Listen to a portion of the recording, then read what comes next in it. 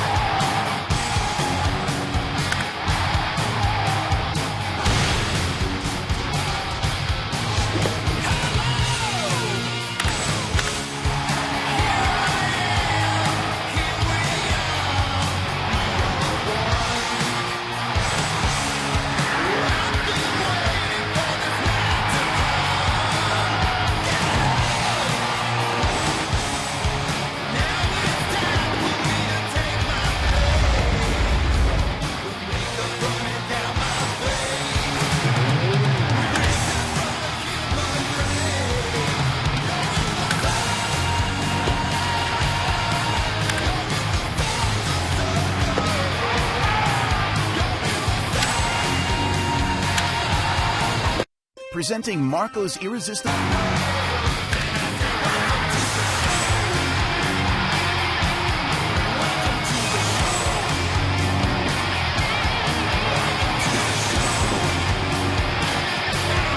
Welcome to the show.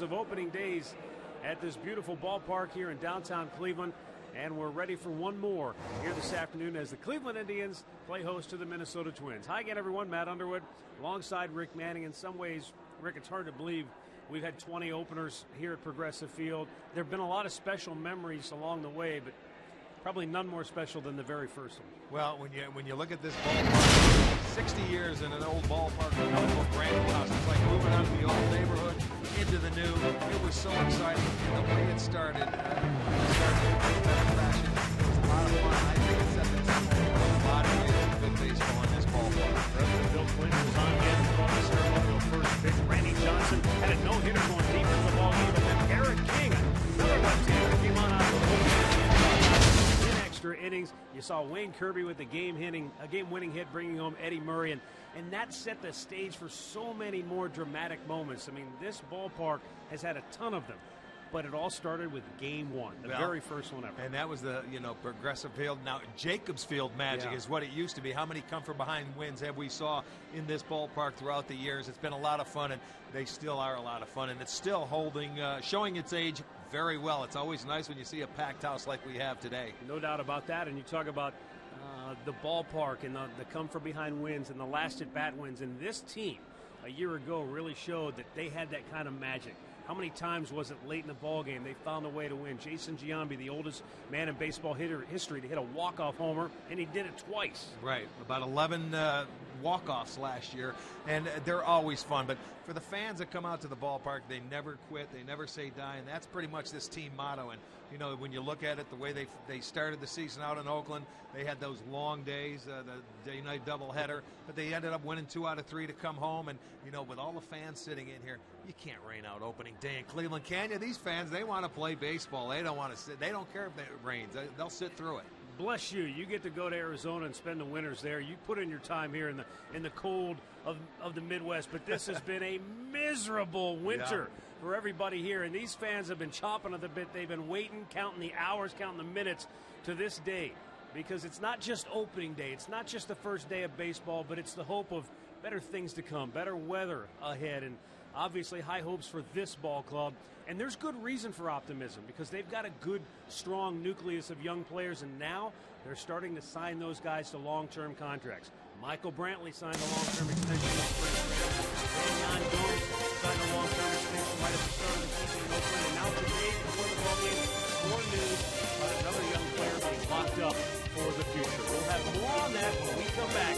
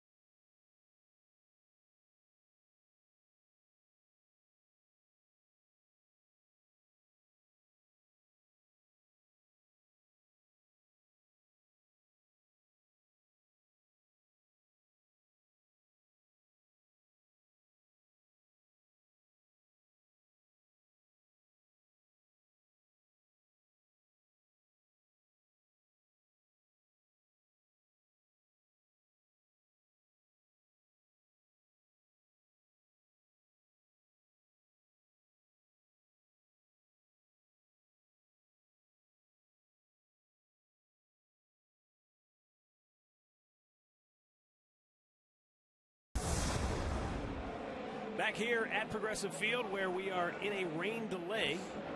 We've had a lot of rain earlier today, but we've probably had a pretty good break here for the last half an hour without any rainfall, any precipitation. But they tell us that there is another pretty significant band of showers that is approaching Cleveland, and so they didn't want to start the game and have to have a rain delay immediately. So therefore, we're going to wait it out, and hopefully that band of showers moves through. And once it does, according to the weather people, we are clear sailing the rest of the day.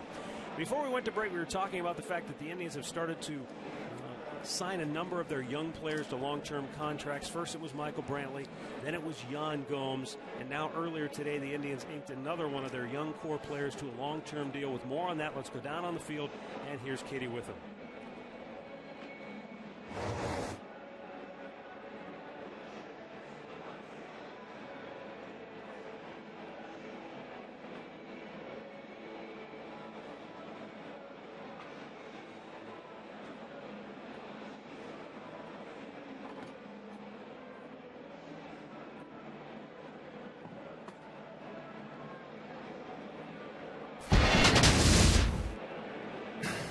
Well, we're excited to announce that we've secured the future of another cornerstone member of our Major League team by agreeing to a 6-year contract with Jason Kipnis. The contract also includes an option for a 7th season that would keep Kip in Cleveland through the 2020 season, which seems like an awfully long time, but we're thrilled to have Kip and have him part of our organization and a leader on our Major League team. I'll turn it over to Kip here in a minute, but just a few words about Kip and about the signing process. First, I'd like to make sure I thank Danny Horowitz, Steve Rath, Mike Chernoff for all their work on the negotiations. It was obviously a lengthy process to be able to reach a conclusion, but we're thrilled we were able to do that. And then turning to Kip, it's a pretty compelling story. From the time he arrived at the Major Leagues in 2011, he's emerged as one of the best second basemen in baseball. Unique combination of power, speed, hard-nosed play has made him one of the best players not only in his position but in the American League.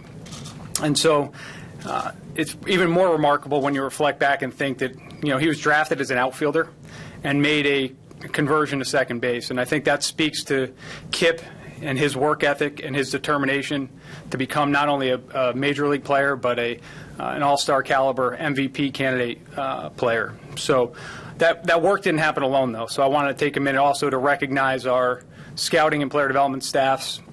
First, our amateur scouting group that worked tremendously hard to get to know Kip maybe better than any other organization and actually suggest that we try converting him to second base. And then, as Kip can attest to, our player development staff spent a great deal of time with him, starting on the backfields in Goodyear, working individually with him, and through a lot of hard work by Kip and that group, Jason has, again, established himself as not only a great player, but one of the best second basemen in baseball. So, as we sit here today, I also wanted to reflect back on where we are as an organization. We currently have 16 players of our 25-man roster that are under club control through at least the 2016 season. And that wouldn't have happened without the incredible support of the Dolan family and our ownership. Obviously, it's taken a considerable financial investment to make that happen, but we couldn't be more excited about our present and future of our team and the organization. And with that, I think we'll just open it up to questions. Jason, how special is this day for you, and what does it mean that not only are core guys locked up like you, but also Brantley and Gomes? You know what? Well, first off, today's very special. It's an amazing feeling to get something done. I've wanted to stay here. I'm excited about being here. And then when you sign guys like Brantley and Gomes and you have the core guys coming back, guys you're going to be playing with for a while, it's the ownership, the top, showing us that they believe in us, that we've got the guys that can win games now, and we want them to get comfortable with each other and stick around. And so I'm excited to be a part of that core that's going to be coming back. Chris, what made the timing right now with not only Jason, with Jan and Michael? Well, with Jason, we tried this is our third attempt at it, so it's good to finally be able to get it done. And as I said earlier and acknowledged, Danny and Steve and Mike, it's been a process that's took quite a while. But I think, it's a complicated thing. You have to figure out what the right value is, what the appropriate way to share risk is, and this is the time we were able to do it. And obviously it took a considerable investment to be able to finally reach a conclusion on it. Jason, where does this fall in line with best birthday presents you've ever gotten? If you've had a better one. I haven't had a better one. No? It was a long day, but completely worth it. Yesterday we got in at like 8. Had to be in the MRI tube for a while and fell asleep back in that thing though. But no, just the last 2 days or something like that where we kind of knew the ball was rolling on it and we were getting things done for it. Have been nothing but exciting. My phone has been going off ever since they released the announcement, and tons of texts and voice messages and all this stuff, and so it's been a crazy couple of days, but it's going to be nice to get back to baseball today, and I'm just happy that we can get it done.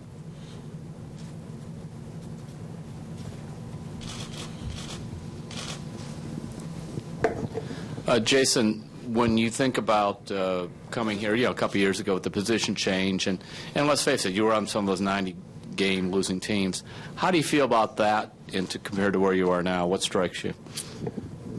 You know what? When I got drafted here and looked at the organization, they were in the little rut. They were having those 90-loss seasons, and I wanted to be a part of the kind of transformation that turned this organization around. The group of players that can kind of put the foot down and get this going in the winning direction. I think that's what I've always set out to be, the type of player I wanted to be, and I think with signing back here is something that I wanted to see myself, along with guys like Brantley and Gomes, finish the job. We weren't just going to get to free agency and leave. We weren't just going to take the money. This is something that we've set out to do. The players that wanted to be able to be the guys that turned Cleveland around. And I think by staying here and signing on, and we're hoping to make sure we finish the job and that we're going to get there someday. Jason, how important was last year in that process, Tito coming, a couple free agents committing here, and then the season you had, for this moment here, how important was last season? All of that makes it easier for me. The season we had last year, proving that we can win with the guys in the locker room, signing on Tito, having him here makes it a lot easier for me to commit. When you know we're going in the right direction, that's where, and you have the management behind you. You have the management, the top guys that they're backing it up. They're signing players. They're keeping guys that they want here and the good guys, and it makes it a lot easier for me to make a decision to sign on because this place is going in the right direction. So I want to be a part of that.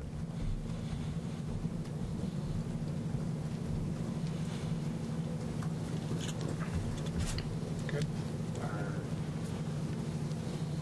A couple more here. We got Kip and Brantley coming down, or John Gomes and Brantley are coming down here. Jason, now that this is all done, do you allow yourself to dream about bringing a championship, considering how tough it's been for this town? Oh, we've been dreaming about that long before this deal got done. You can tell how much this city wants a championship here, regardless of sport. They want a championship. They love the playoff atmosphere here. You noticed it last year in our wild card game, how great the turnout was. Like I said, we're going in the right direction when we have guys in the locker room and a staff and management that we feel are the right people to get us there. So, I mean, as long as we keep moving in the right direction, I think we're going to get there someday. I think we're going to get there someday soon, and I'm hoping to be a part of it. Tito, Chris mentioned the 16 guys signed through or under control through 2016. For you, that stability, how much is that a help for your position? I think having stability is good, but having it with the right guys is better. I think under the circumstances that we're presented with, Chris and his guys have done a great job. We got a team we put out there that we enjoy going through the challenges of every day. And the fact that we have 16 guys that we know are going to be here past this year, next year, is great because, like you said, we have a lot of stability. We have guys we think we can count on, and we're just going to try to get better with them. It's good. It's not easy. I think our guys have done a really good job, but I think it's going to really help us. Terry, you heard about Kipnis before you came here, seen him before, and then you got here. Just has he exceeded?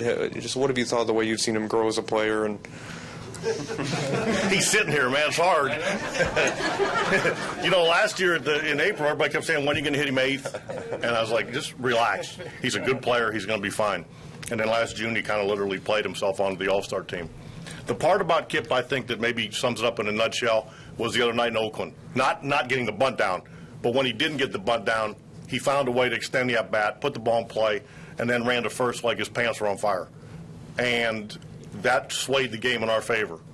That's what, again, we all see what Kip can do, banging the ball off the wall, stealing bases, hitting home runs. But the contract is all it's going to do is allow Kip to enjoy playing the game. He's never going to back off on the gas pedal, but it's going to allow him the security to know that he's okay. That's part of the reason I was hoping this would get done, because I got kind of a unique seat in it. I know Danny and his guys, and I obviously know Chris and Cherney, and saw how hard they were working on it. When it got close, I wanted to see it get done because I thought Kip would enjoy the game a lot more.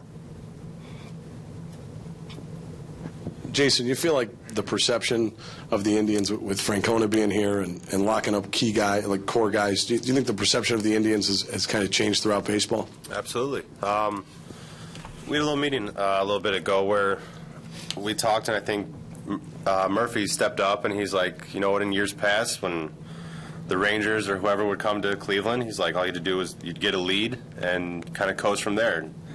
Now teams, and he's like, and it's pretty evident now, he's like, teams know when Cleveland's coming to town now. They know that it's going to be a good series. They know it's going to be a hard-fought series. They see how much fun we have in the locker room and the dugout. And when you got teams that are going out and we're beating you and we're laughing in the dugout too, the guys are like, we don't know what to do with this team. We don't know how to handle this. And that's the best atmosphere to be in. I think it's a successful one. It's a fun one to play in. It's a very loose atmosphere. But, no, I think definitely from a couple years past, I think people know that they're going to have to play some good ball to beat us now. All right, let's get Jan and Michael in there. You get to stay.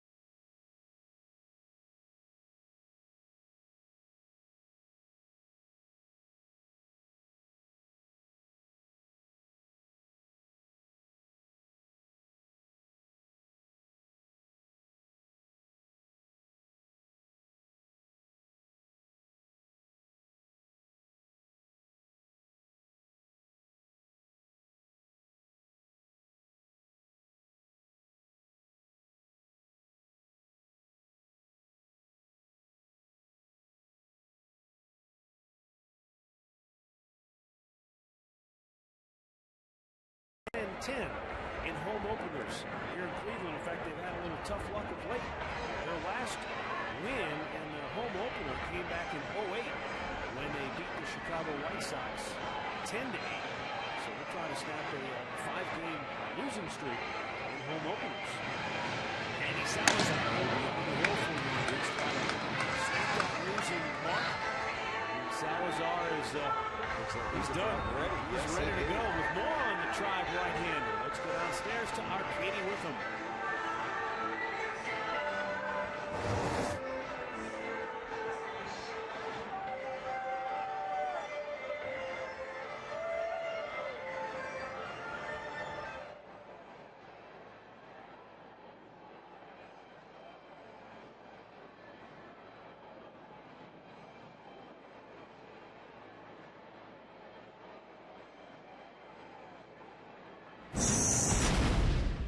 That's gonna be amazing, you know, like I closed the year here last year and I'm opening the year again, so you know, like that's pretty exciting. And I know like we're gonna have a good game here.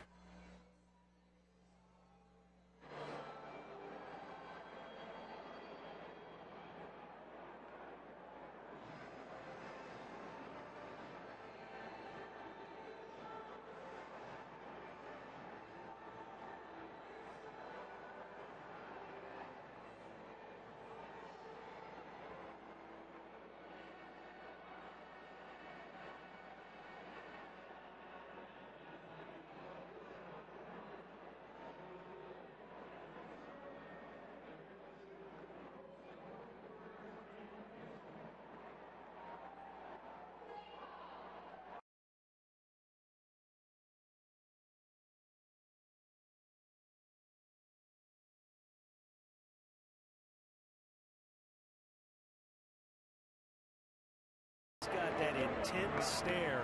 He is locked in, focused, ready to go. It's one of the reasons they picked him to start this game. They feel like from a mentality standpoint, he's got the perfect mindset to pitch in a big atmosphere. He proved it last year in the wild card game against Tampa. And look, for a rookie, there was none of this, hey, you know, it was a good ride, I'm happy to be here. He was disappointed, heartily disappointed with the way the season ended last year. Felt like he didn't do his part. Felt a little bit like maybe he let the team down. You'd like to see that. This guy really cares, and he took it extremely hard.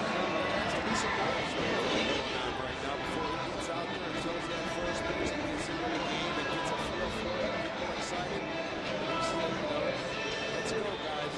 He's willing to take the ball and have some fun. You go out there, and I hope that we're going to line and coming out of spring training on his secondary pitches. Definitely like that man, the fastball. Everything else he does well now. But locate that fastball, try and get some secondary pitches because if the Minnesota Twins had beaten this first loss last year, for an extent. Another guy who took it extremely hard at the end of last year was a guy throwing a baseball in front of the Indians dugout right now is Drupal Cabrera.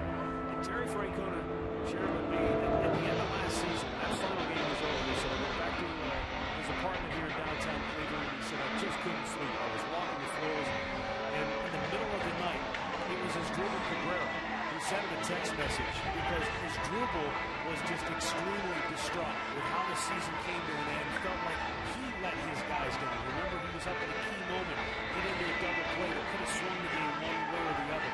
And Terry, he felt good knowing that his guys took it because they did care, and they are, as the quote of the day is, they are all in. And I think he really likes the fact that he's got a bunch of guys that care about the game and care about each other maybe more. They really do. They care about each other, and they've got to get it started again. Every year is different.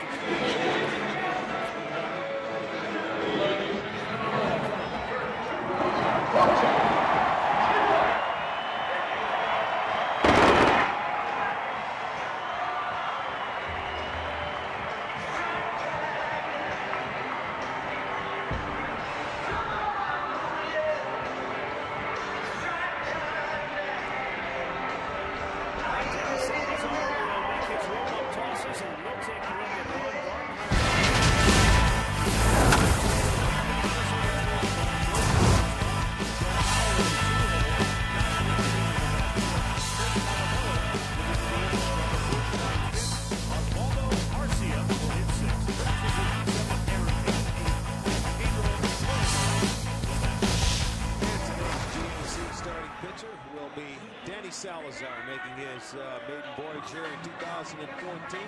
Danny last year at home was 2-0 and had an ERA of 3.13. He did pitch one time at Minnesota. That one came as a loss. In the 4 innings, he gave up 3 hits and 3 runs.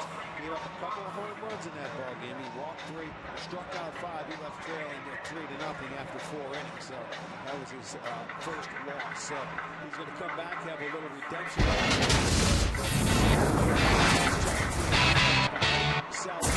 Brantley left, Morgan at center, Murphy's at right,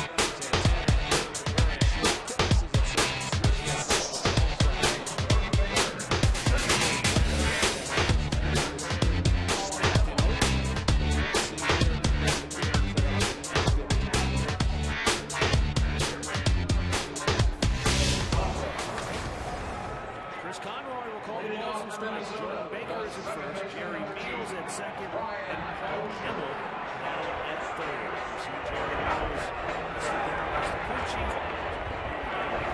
Plays shooting at third.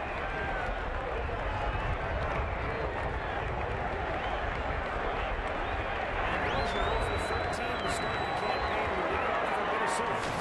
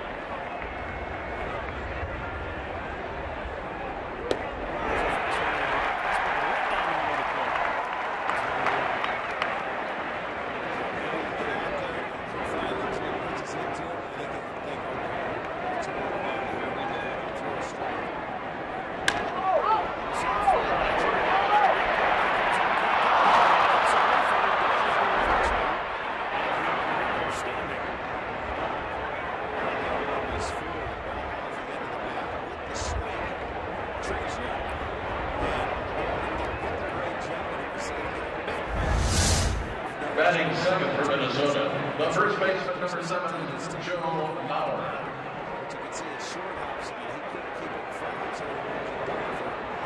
Get this game off.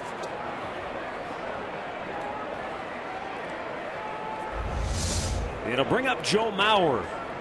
Mauer, interesting this year in that he is done as a catcher. He will no longer be behind the dish for Minnesota. They're trying to keep him healthy and keep him on the field longer, so he'll be a first baseman and a designated hitter, and the hopes that they can have his bat for a full season. He takes a strike. Yeah, you got to keep that guy in your lineup for 150 games, don't you? I'm sure he's going to have to learn the nuances of first base. He was a terrific catcher, but with the concussions, he and the money they're paying him, he's out. New position. Salazar's 0-1 pitch, just inside with it.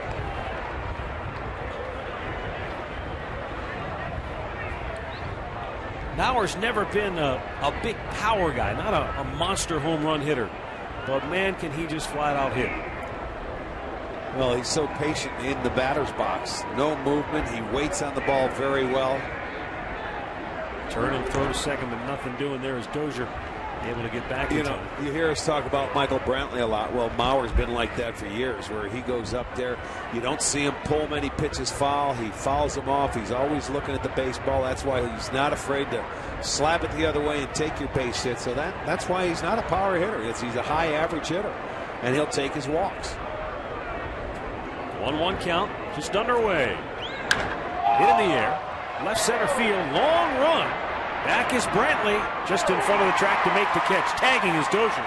and he will make it to third with 1 out. Good heads-up base running by Dozier. He saw Brantley tracking back, and by the time he got to the warning track, Dozier decided he was going to go for third. That's when you can go ahead and try and take that, is when you see the outfielder going away from the play. So that was a good time to tag up, and now Mauer feels like he got his job done. Here are the keys to the game, brought to you by Akron Children's Hospital. And for Danny Salazar, don't overthrow. Keep those emotions in check. The Indians try to get some hits with runners in scoring position. Many of those eluded them in Oakland. And keep the crowd in the game. Don't fall behind early. Don't get in a big hole. Let that crowd work for you.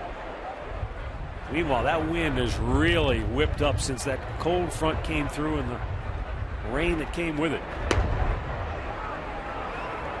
Josh Willingham, so far 3 for 10 to start the year. Good power. Infield back with 1 out. And Dozier, the runner at third base. It was actually very pleasant earlier today, but once that heavy storm blew through here, it chilled things down considerably. 1-0. Fouled right back.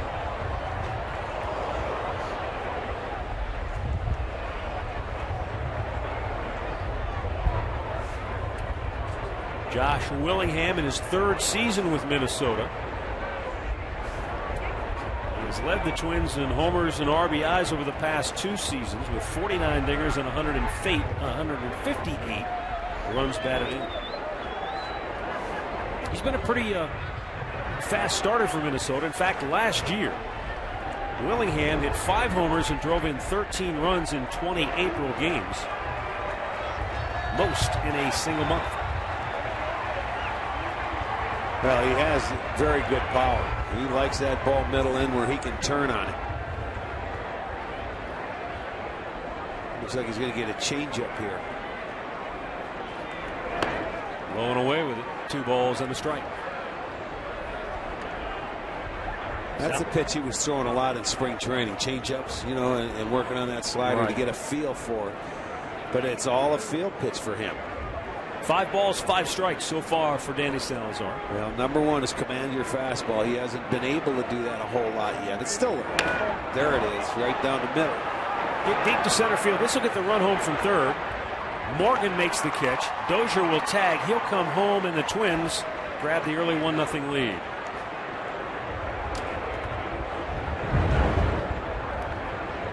Batting fourth for the Twins, the designated hitter.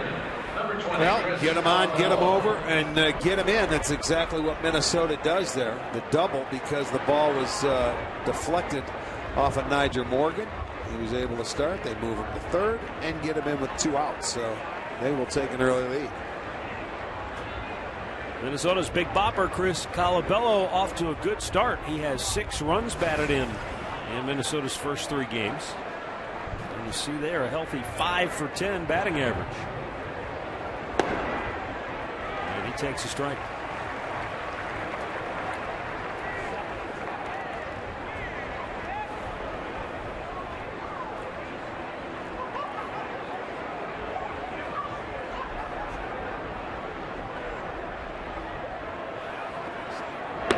Colabello's 6 RBIs came in 1 game. They came yesterday against the White Sox on just 2 hits. He had a pair of base clearing doubles.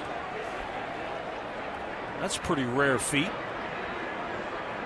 And it ties the Twins' record for most RBIs in a game. Last done by Oswaldo Arcia last year, last September. Didn't take long, did it? No. 2 balls and a strike.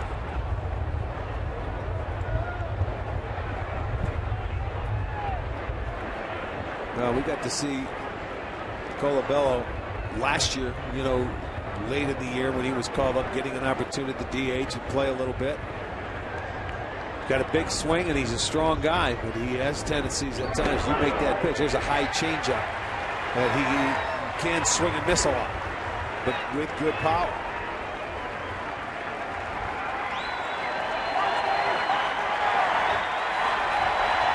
Sellout crowd wanting to make some noise with 2 down here in the first inning.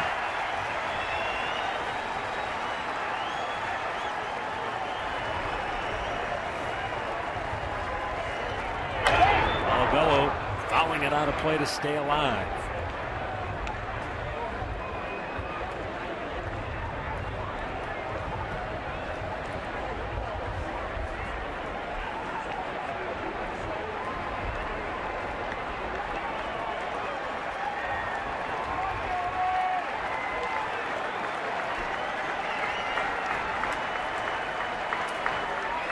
And the 2-2. In the air, pretty well hit, deep right center field, and gone. Chris Colabello with his first home run of the year, and now 7 runs batted in on the year, and it's 2-0 Minnesota. And there was a pitch that was up in the strike zone, and Colabello just put the barrel on it and drove it up into that jet stream. Well, let's take a look at it. It's a slider, and it was a spinner. He didn't get it down. It doesn't have any tilt to it, so it's a slider, and sliders go a long way. We told you can make your pitch, but it speeds up his bat a little bit. He stayed on it to right center field and hit it out of the ballpark, so it's 2-0 Minnesota. And now Trevor Plouffe, and he takes a strike. In his last start against the Twins last year, he gave up 2 runs in that, or 2 home runs in that start that accounted for all 3 runs that he gave up. It was Dozier and Plouffe that hit the home runs. 1 ball, 1 strike. Trevor Plouffe 6 for 13 to start the year. So like the guy batting in front of him, Chris Colabello, he's off to a tremendous start. 2 guys who really feasted on Chicago pitching in the Windy City. Salazar gets ahead. 1 ball and 2 strikes.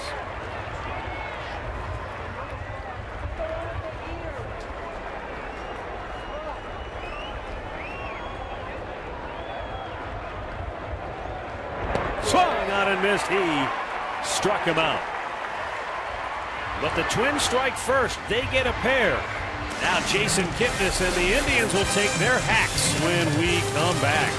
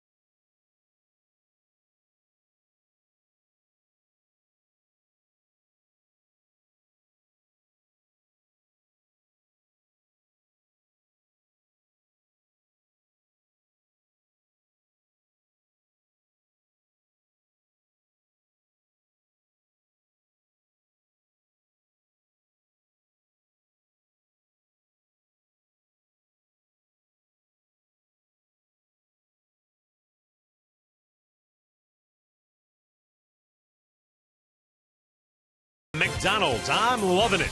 By your local Toyota dealers. Visit buyatoyota.com. Toyota, let's go places. Buy Panini's, get overstuffed at Panini's Bar and Grill. And buy Jeep. Visit Jeep.com to learn more. 2-0 Minnesota. Here's Terry Francona starting lineup for the Cleveland Indians, brought to you by Progressive. Nigel Morgan in the leadoff spot, followed by Nick Swisher, then Jason Kipnis. Carlos Santana batting cleanup, followed by Michael Brantley and Asdrubal Cabrera. David Murphy bats 7th, and Yan Gomes and Lonnie Chisenhall.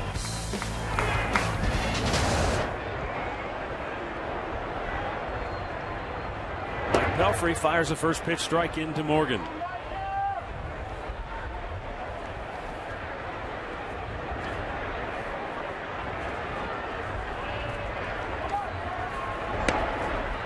Two quick strikes, and it's 0-2. Pelfrey, Twins right-handed starter, goes 6'7" and almost 250 pounds.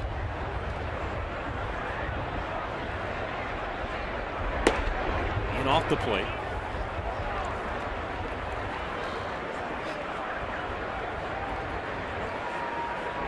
Well, the big guy won 5 games for him last year. He was 5-13 with a 5.19 ERA.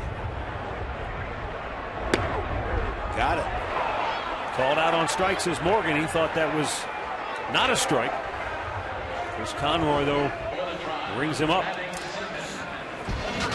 Let's check out the Kia Twins defense behind Pelfrey today. Willingham in left, Hicks in center, Arcia in right. Klug at third, Floryman at short, Dozier at second, Mauer is at first, Kurt Suzuki behind the plate.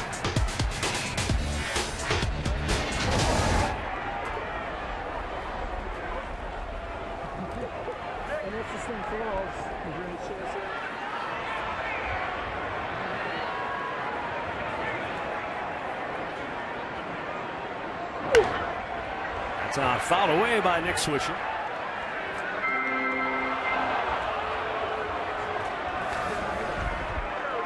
Swisher 2 out of 13 to start the year.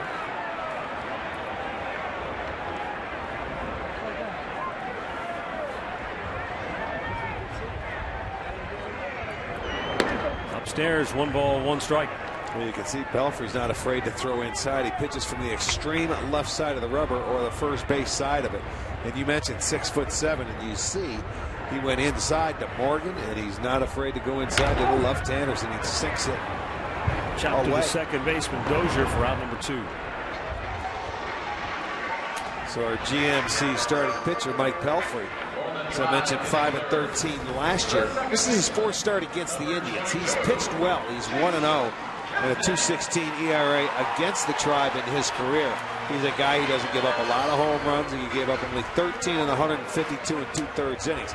Keeps the ball in the ballpark, and you can see he will pitch inside.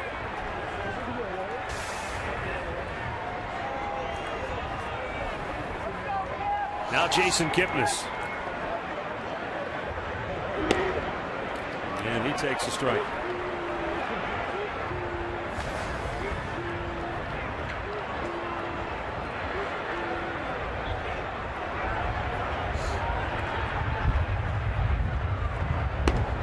He's off the pitch up high. 1 ball, 1 strike. Kipnis all smiles earlier today, signing a long-term contract extension. Joining his teammates, Michael Brantley and Jan Gomes, who've already done so this year. And you know, nowadays, you want to sign it. Once the season starts, most players don't want the distraction of the ongoing negotiations. So they were able to get a couple of them done. Gomes when we were in Oakland, and of course on the off day, 3 games into the year, you get Kipnis done, which is, I think, terrific. Check the swing, and it glances off the bat to even the count at 2-2. Chris Antonetti said it wasn't the first time they had approached Jason about getting something done. He said 3rd time was the charm. They were able to find that common ground, get the right value line, and Jason is thrilled to sign on the dotted line and get it all finished. Now the 2-2. Swung out and missed. Mike Pelfrey with a good first inning for Minnesota. The Twins lead it 2-0 after 1.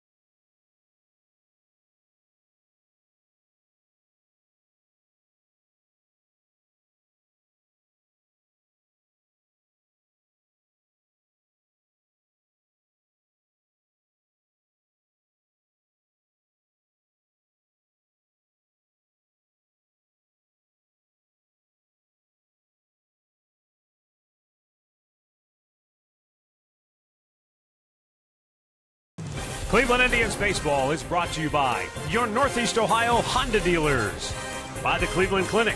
Call today for an appointment today. And by the Northeast Ohio Ford dealers. Twins lead the Indians 2-0, second inning here at Progressive Field. Just underway. And for Minnesota, Oswaldo Arcia will lead off.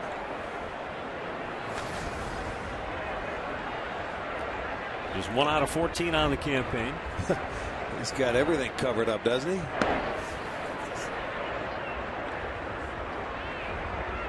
.54 degrees the game time temperature. I mean, It's it's not chilly, that but it's cold. not. Well, I don't know, man. Where does he live in the off season? I guess they just came off a series in Chicago where it was extremely cold. Yeah. You know, I watched some of the game they played yesterday, and it did look very chilly, windy. But I don't think it's that chilly here today. Fouled right back by Arcia.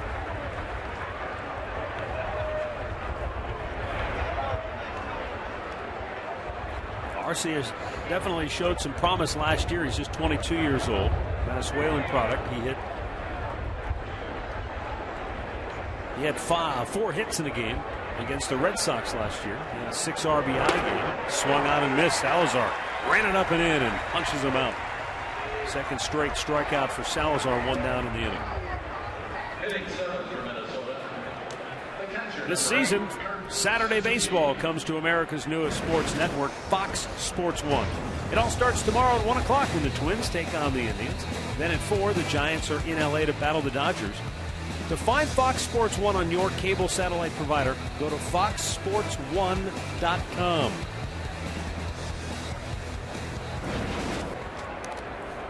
Now Kurt Suzuki, the new Minnesota catcher.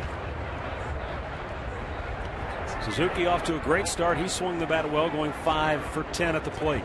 Well, we remember Kurt from the Oakland A days. You know, he's not a big guy. He does a nice job handling the pitchers. Spent a year in Washington, but does a nice job, and you know, he can swing the bat. Durable. Since 08, he's played the 4th most games behind the dish. And when you look at his body, he doesn't look like your typical catcher. You know what I mean? Catchers are big guys that they look like, you know, heavy-legged guys. Thick guys. Right. Not much to Suzuki.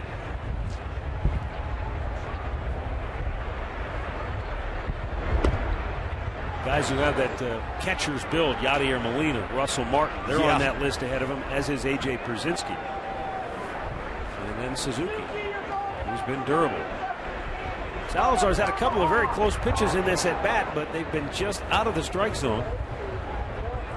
And once again, he's missed up high with it. That's his first walk.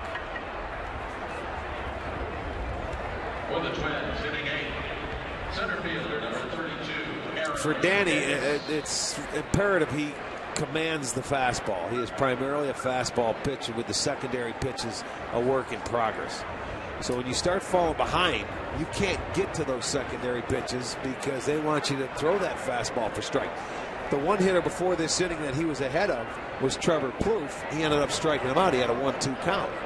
When you fall behind, the hitters, they get very selective, and you better, I don't care how good your fastball is, you still got to hit a quality spot with it. Now Aaron Hicks.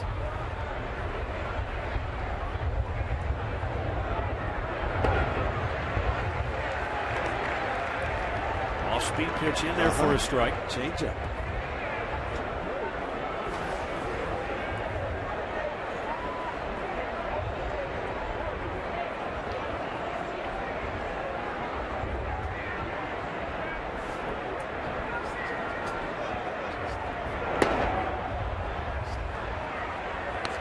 Hit inside, 1 ball, 1 strike. Hicks 4 for 11 to start the year at the plate. Second straight year he's made the Twins opening day roster.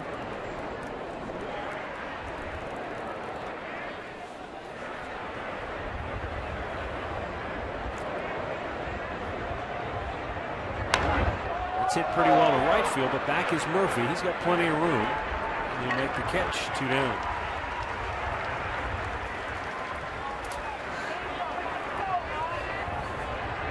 Ninth batter in Minnesota's lineup today is Pedro Florimon.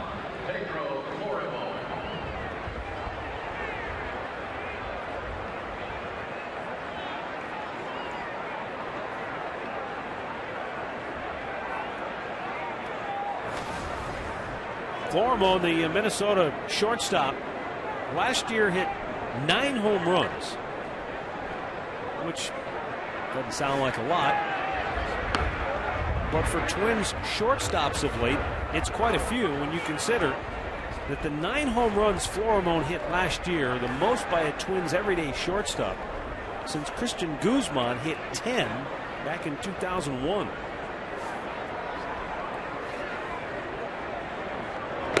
Swung on and missed. A little piece of it right into the glove of Yan Gomes. 1-1 to count.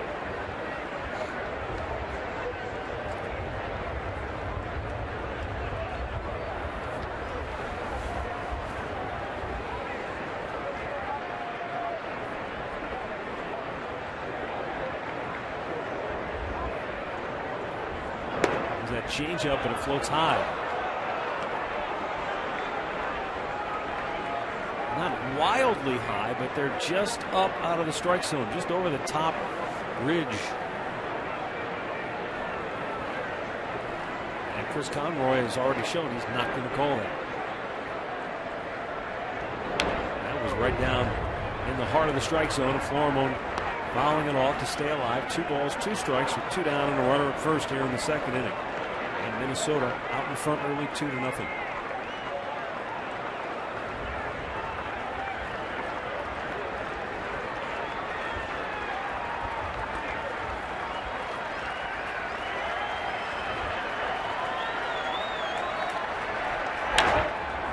Through the hole in the left field. So Florimon on a 2-2 count just punches one the other way, and the Minnesota Twins have 2 on with 2 out. You know, that pitch selection there, if you look at the pitch before that one where he tied him up with a fastball inside, I mean, he jammed him. But what's he do? He goes downstairs, and you can see the glove of Gomes come back in, and he just slaps it to go the other way. An easy pitch for Florimon. He handled it well, got a base hit. So far this season, and granted it's 3 games, but this is where Minnesota has made hay offensively. They batted .324 through the first 3 games with men in scoring position. 7th best in all of the major leagues. Dozier got the key double to start the game for Minnesota today. Came around to score their first run. He does a good job of putting the bat on the ball. He had 18 home runs last year.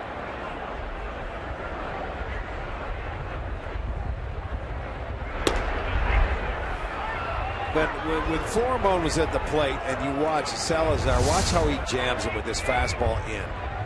Now, to give him any swinging room, it's a little mistake, but that ball was way down. And it was just easy for him to just take it the other way.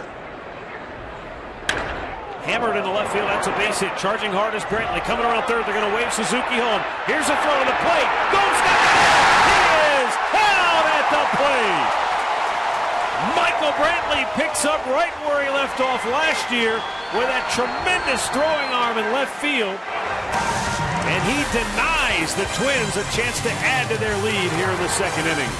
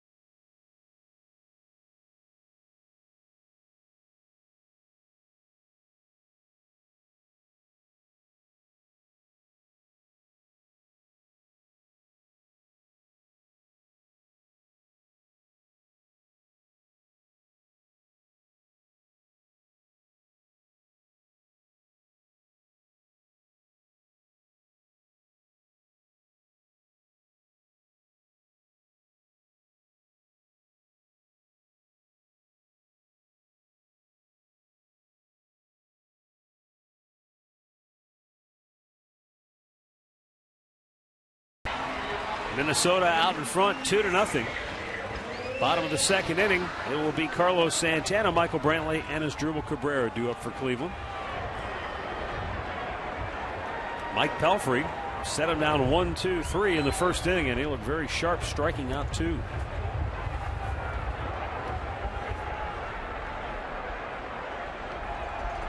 Minnesota shifts 3 on the right side of the infield. And Santana takes outside, ball 1. Carlos 3 for 11 to start the year with a double and a run batted in.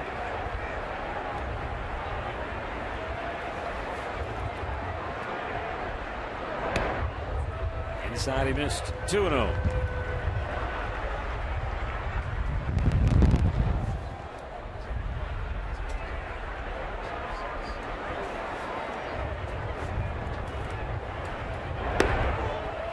Three balls, no strikes. Santana always patient at the plate, has a terrific eye. Good eye and goes deep into the counts. Count on him being among the league leaders in drawing walks.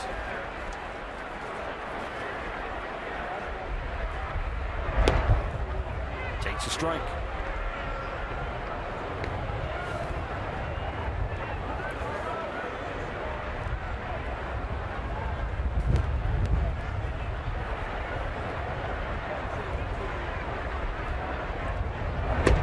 Some guys, you look at what they do in spring training and say, oh, so-and-so is swinging the bat really well. He's ready for the year.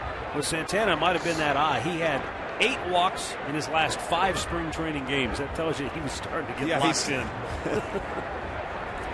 3-2 count here. And hit on the ground right at the second baseman, Dozier. And Santana retired, 1 away. Our great clip of the game from Wednesday, Michael Brantley with the game winner out in Oakland. Drove in the tying run and the go-ahead run. With that base hit in the right field as the Indians would come from behind to beat Oakland 6-4.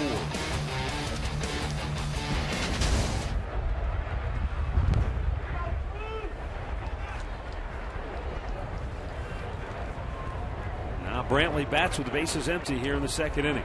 And this is about as straight up as you're going to see a defense play. Brantley drives one deep left field. Willingham back, and he will make the catch. And Wynn knocked that down. Did it ever. Yep.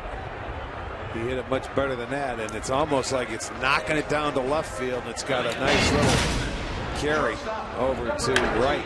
Take a look back at how Michael Brantley ended the top half of the second inning with a terrific throw to Yan Gomes. Doesn't get any better than that. Get another look from our slow-mo cam brought to you by Wendy's. Plenty of time, and Suzuki's dead. You know, with 2 outs, you force guys early in the year to make good throws. And Michael Brantley made a good throw, but you know what? He did it all last year. He made good throws all season long to second base, home plate, wherever. Now Asdrubal Cabrera with 2 down and the bases empty. Minor to second, and the Indians go 1-2-3. 2 complete. Minnesota 2, Cleveland 0.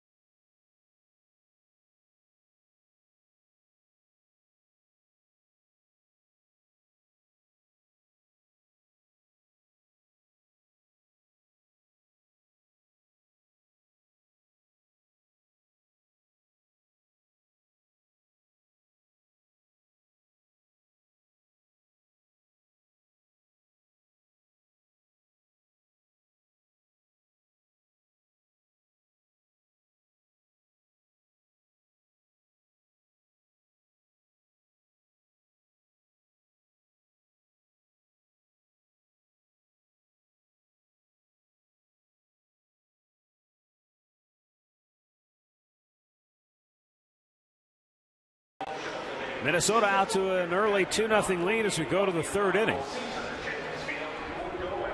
It will be Joe Mauer, Josh Willingham, and Chris Colabello due up for the Twins.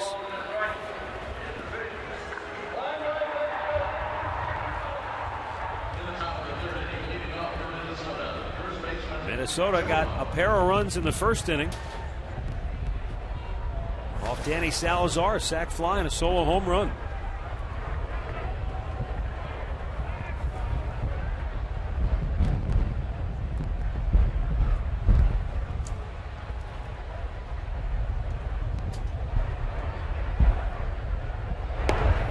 And Joe Mauer looks at a strike over the outside corner. Boy, you can hear that wind, let alone see it. But I mean, it is it's swirling around here, boy.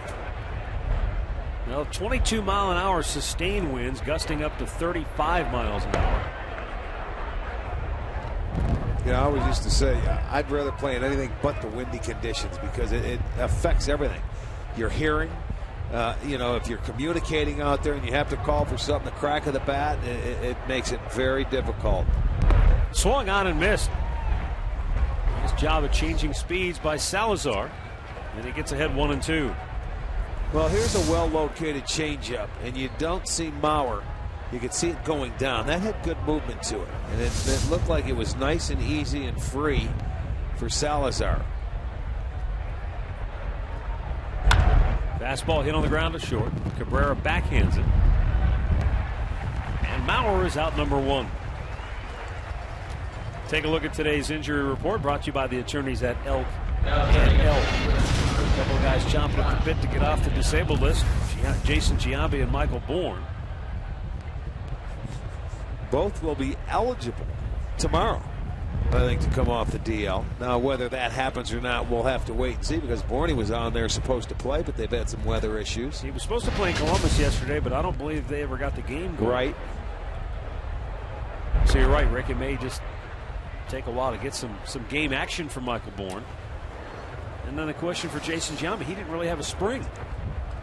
But how much does how much spring does he need? Well, yes, we'll have to wait and see.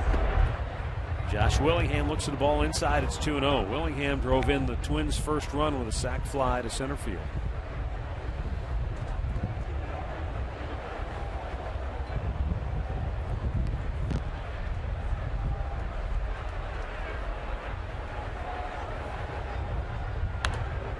Popped foul out of play.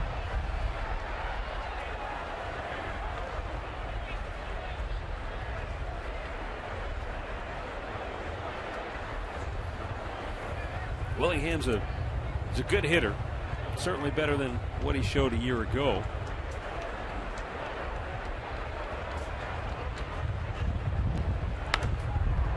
Popped up. And this will probably get out of play, and it will.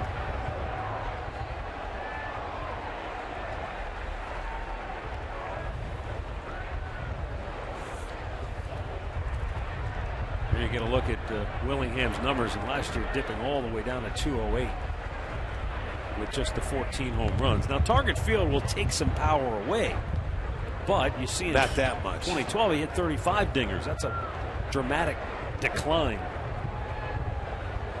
Now the 2-2. Popped him up. Santana got to move the feet on a windy day, and he does. 2 down. Talks about the Indians injury report. Michael Bourne, Jason Giambi both on the mend. Katie Witham has more on Big G. Yeah, Matt, it looked like Jason Giambi had a little more pep in his step in the clubhouse today. He told me physically he's feeling very good, but unfortunately the rain in both Oakland and here in Cleveland has set him back in terms of what types of baseball activities he can do. He's pretty much been limited to the cages only. He told me he was going to sit down and talk with Terry Francona today to decide whether or not he'd need a rehab start or not. But remember, guys, last year he did not have one, came back and made an impact. Chris Colabello grounds out to end the inning. The Twins go 1-2-3, and we'll go to the bottom half of the third, 2-0 Minnesota.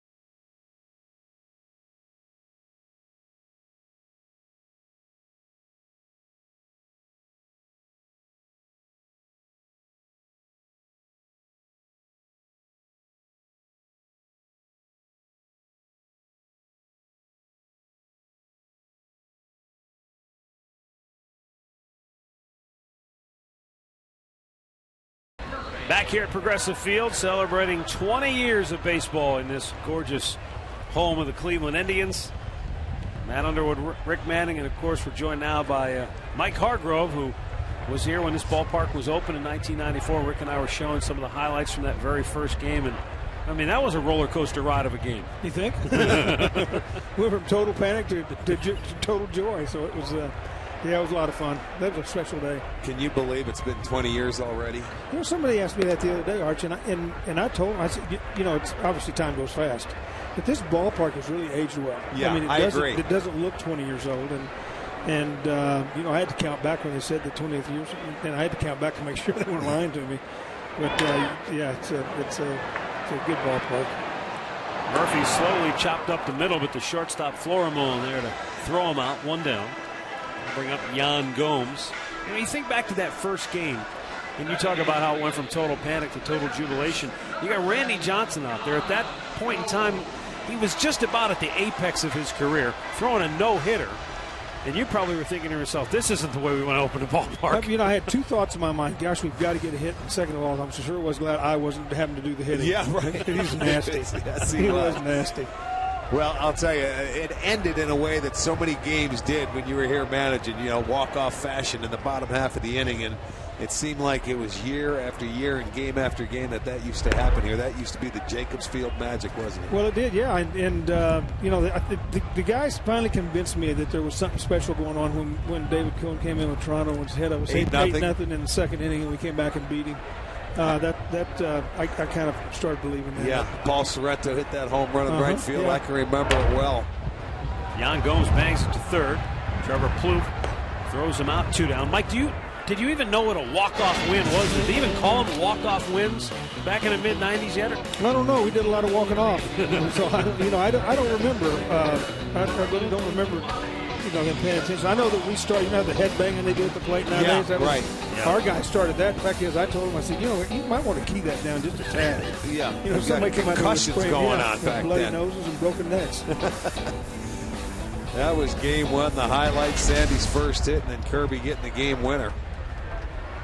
You know, the thing that struck me earlier today, Mike, Jason Kipnis, Michael Brantley, guys who signed long-term contracts, were talking about the fact that other players are coming up to them now and saying, man, we watch you guys are having fun. We can tell you're having fun. I know we don't want to compare any team to those mid-'90s teams, but that's the way that team played. They had a lot of fun, but they took care of their business. Yeah, they did take care of their business. And we heard the same thing. At the end of the 93 season, I had I say a lot, I had 2 or 3 managers and 4 or 5 opposing players come up to me and talk about the fact that we had a good ball club and look for us to be tough to beat in the future. So that was cool. Thanks a lot for stopping by. My Appreciate pleasure. it. Mike Hargrove, former Tribe skipper, as the Indians trail the Twins 2-0.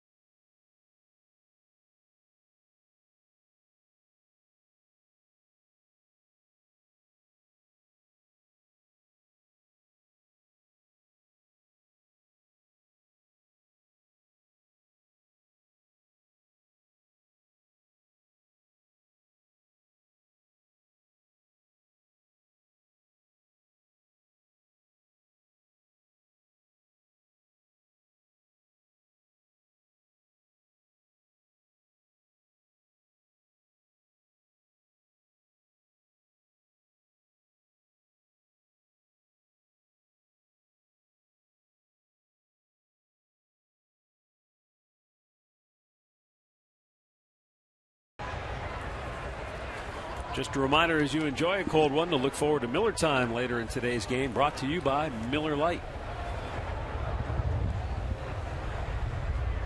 Well, Danny Salazar has made 50 pitches through the first 3 innings. His counterpart, Mike Pelfrey, has made just 27. Plouffe, first ball swinging, drives one to left, and Michael Brantley has it. And that's good for Salazar. 1 pitch, 1 out. Well, you can cheat in if you're a left fielder today. That wind is knocking everything down. That ball was hit much better than it looked. And you see how he caught it at the end? He pushed it down. Yeah, these aren't conditions that you're able to replicate in spring training. Well, you know what? The wind sometimes, yes. But they have blue skies and sunshine out there. And you're certainly not getting that here today. Arcia first ball swinging, and he drives one to left. And Brantley, you can see by the angles he's taking, and this is a very good, one of the best left fielders in the game. And even he's kind of stutter stepping and not sure, is it going to carry? Oh, the wind's knocking it down. Yeah, it does funny things. A little tricky out there today. You always, after every hitter, when you're an outfielder, actually any position, you look up and check the flags. It still may be doing something different out on the field than the flags say, but you still have to look and keep your eye on the wind. Well, that Indians fan the flag is wrapped around the pole a couple of times. Well, the last 3 pitches that Salazar has made have turned into 3 outs. He's loving that. Well, yeah, they're going after that second time through, saying, I'm going to jump on that first fastball. That looked like a pretty good pitch, but called ball 1 to Kurt Suzuki. And then you have to take a pitch here if you're Suzuki. If the first 2 guys make out on 2 pitches, you can't give him a 3-pitch inning. No, and he walked his first time. That's upstairs, 2-0.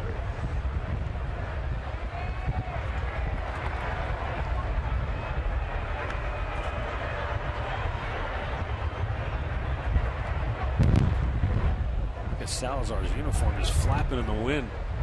Upstairs, 3-0.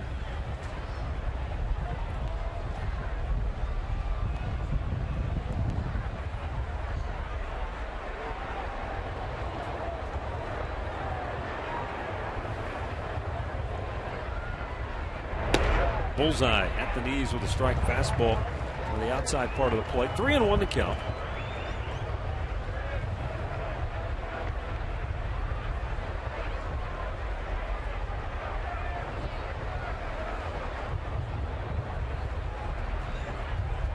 Wants the same pitch. And it's a full count now on Suzuki.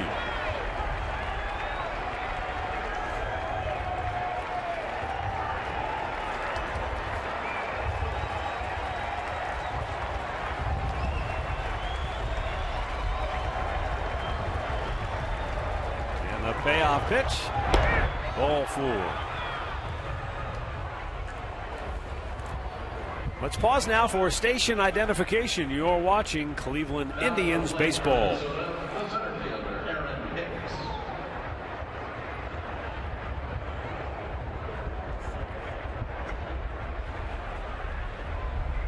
Matt Underwood, Rick Manning, Katie Witham here today at Progressive Field, where the Indians trail the Twins 2-0. We are in the 4th inning.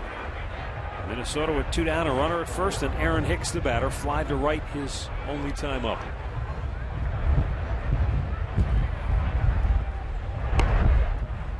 Again, it's up high, ball 1.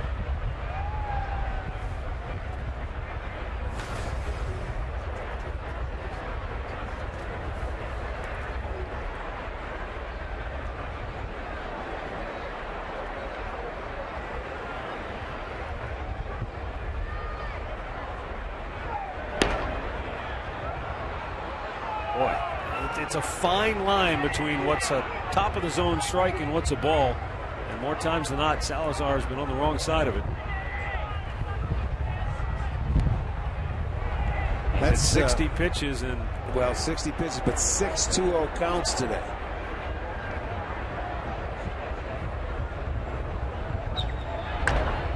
Pop this one up. Out goes Cabrera, the shortstop, and he makes the catch. And the side is retired. We'll go to the bottom of the 4th here at Progressive Field. It's the Twins 2 and the Indians nothing.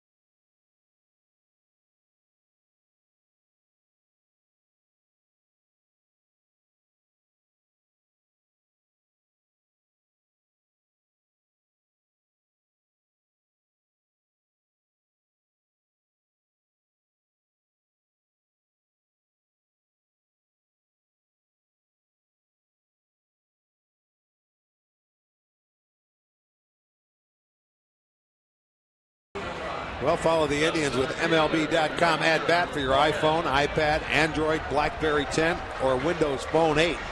Get scores, stats, highlights, live audio, and more. Text at bat to 31826 or visit Indians.com for the details. Sold out house here at Progressive Field as the Indians try to get the bats going. First time through the lineup, Mike Pelfrey, perfect. 9 up, 9 down. He's only thrown 27 pitches, and 18 of those have been strikes. Yeah, he's been able to locate that heater. He's throwing inside the left-handers. 5 ground ball outs, couple of strikeouts. Upstairs, ball 1 to Niger Morgan, who was called out on strikes his first time up.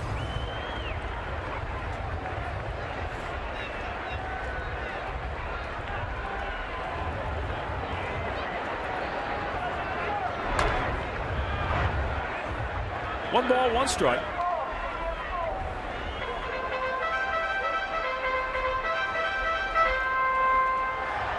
Morgan spent last year in Japan with Yokohama. Starting with the Bay Stars January a year ago. Before that, he was with the Milwaukee Brewers.